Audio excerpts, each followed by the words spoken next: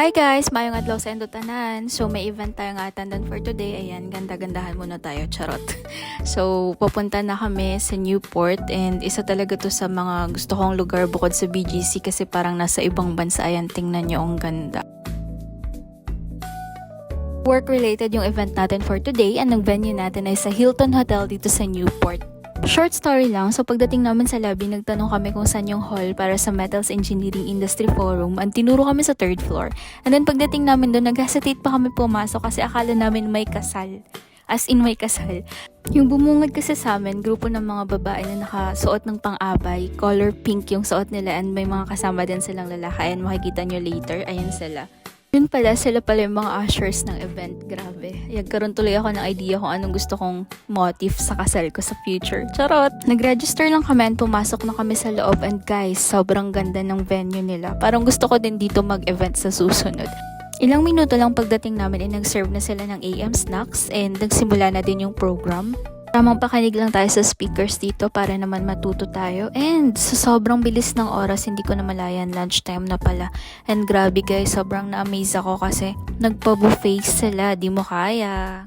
Trinay namin yung Indian food and parang ayoko nang ulitin kasi parang ang tapang ng lasa tapos amoy na amoy mo yung spices.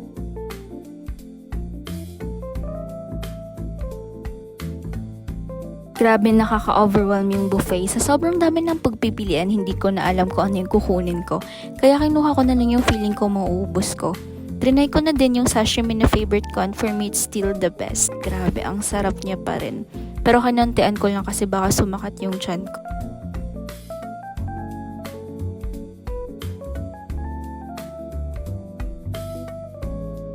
And of course, meron din silang dessert corner. Grabe, sobrang dami yung pagpipilian. Hindi ka talaga lugi dito. Yung tipong, ikaw na yung susuko kasi busog na busog ka na.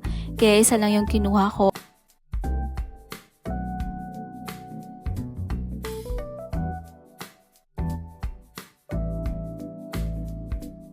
After namin mag-lunch, nag-CR lang kami saglit and naglibot-libot kami sa mga naka-display sa labas.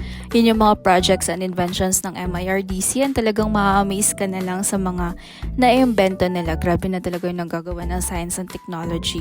Ayan, ito yung kasama ko. May sinisilip siya dyan. Then may nagde-demo dito.